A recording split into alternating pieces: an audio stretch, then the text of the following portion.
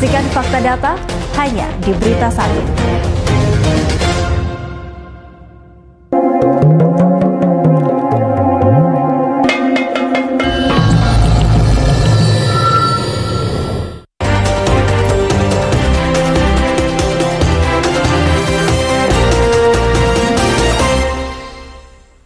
Pemirsa, setelah mengamati perdagangan saham di Bursa Efek Indonesia, kita akan menuju Jakarta Futures Exchange untuk mencermati perdagangan komoditas.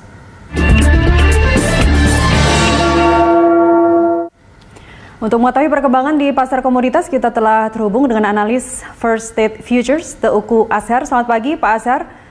Selamat pagi, Mbak. Pak Azhar, apa yang menarik di pasar komoditas hari ini, Pak?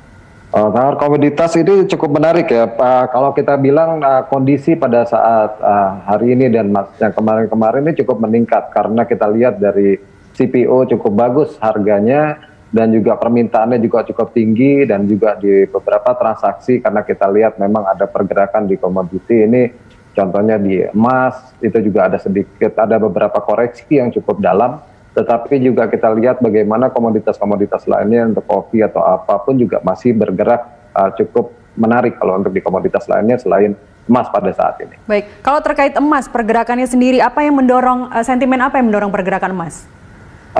Emas ini karena kembali lagi tadi seperti yang diulas di dalam beberapa negara saat ini adalah percepatan vaksin untuk corona itu sendiri. Yaitu COVID-19 ini juga cukup membuat hal yang positif untuk beberapa negara berharap vaksin ini untuk menjadi obat dari segala yang terjadi pada saat ini, wabah corona ini.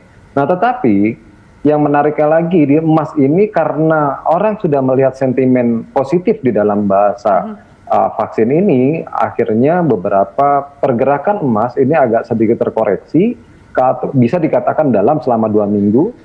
Ini membuat emas ini menjadi merosot karena apabila terjadi vaksin ini juga kita berharap vaksin ini memang benar terjadi lebih baik, ekonomi di beberapa negara pun juga akan mengadakan suatu pemulihan ekonomi dan itu juga akan membuat emas sedikit berat untuk naik seperti itu.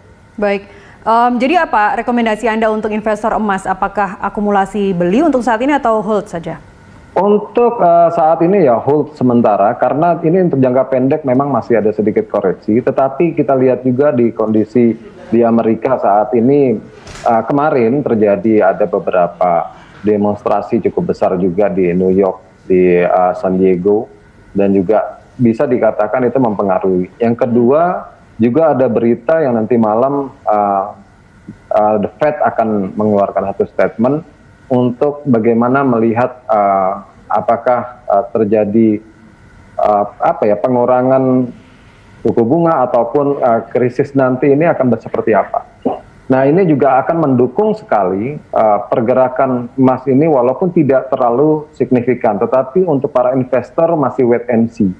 Nah, makanya kami anjurkan untuk diperkirakan untuk hold dulu, tapi juga bisa dikatakan kita lihat bagaimana penurunan ini sudah cukup tajam. Kemungkinan juga investor akan mencoba membeli dalam kondisi yang berharap jangka pendek ini bisa mendapatkan nilai-nilai plus di emas itu sendiri. Baik, jadi untuk emas hold dulu. Kita sekarang ke CPO. Ya. Pak Azhar, untuk harga komoditas CPO sendiri kan kemarin di perdagangan kemarin menguat ya. Pergerakannya untuk hari ini seperti apa Pak CPO? Betul, CPO saya rasa masih bisa menguat karena permintaan dan bisa dikatakan relaksasi lockdown di beberapa negara, khususnya para importir juga cukup senang karena kenapa banyak permintaan khususnya dari Cina, dari India yang terutama, terus juga dari Eropa karena beberapa negara juga Cina malah membutuhkan sekarang menjadi bahan bakar dia karena biodiesel juga sekarang cukup menarik karena harga minyak dunia ini sedang naik, mendukung juga sawitnya untuk naik karena dan juga ada minyak ini kan juga akan terbatas produksinya karena ada badai di Teluk Meksiko, jadi juga mendongkrak harga sawit ini dan juga di India banyak sekali festival yang terjadi di bulan Agustus ini juga membuat permintaan terhadap CPO ini cukup tinggi karena untuk mendukung kafe-kafe atau restoran-restoran di masa festival tersebut. Jadi rekomendasi Anda untuk CPO akumulasi beli saja? Untuk sementara bisa dikatakan beli, karena gini, tetapi kita lihat juga untuk pergerakannya ke depan, karena permintaan di bulan Juni dan Juli sudah cukup tinggi India terhadap sawit. Tetapi produksi sawit memang ada terganggu dengan cuaca kemarin. Nah ini akan menjadi India juga tidak akan membeli besar-besaran secara langsung karena dia juga masih ada stok yang ada saat ini. Jadi bisa dikatakan pergerakan ini malah mungkin di kuartal ketiga nanti, di akhir tahun nanti bisa dikatakan mungkin bisa meningkat lebih dari saat ini. Baik. Seperti itu. Selain CPO, apa yang menarik untuk hari ini di pasar komoditas, Pak Azhar? Di komoditas emas masih cukup menarik, apalagi bisa dikatakan ya khususnya di First State ya. First State juga bisa mengatakan sistem transaksi dua arah ini membuat sebenarnya emas ini bisa dimanfaatkan dengan kondisi koreksi saat ini. Ingat resesi terjadi di beberapa negara ini masih membayangi. COVID pun juga masih membayangi. Ya semoga vaksin yang seperti Amerika juga presidennya Donald Trump mengatakan dipercepat untuk vaksin tersebut.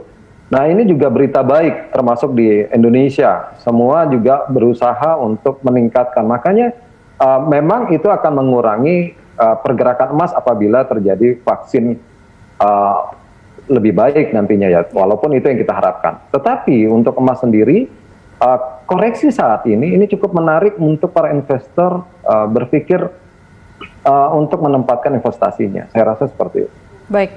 Pak Azhar, terima kasih atas waktu Anda bersama kami pagi ini. Terima kasih Mbak, terima kasih, selamat pagi. Demikian pemirsa analis dari PT First State Futures, Teuku Azhar.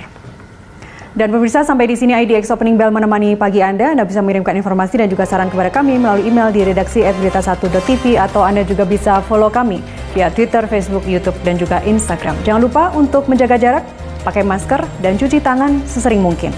Saya Nasiti Lestari mewakili rekan Julita serta seluruh kerabat kerja yang bertugas mengucapkan terima kasih atas kebersamaan Anda. Sampai jumpa.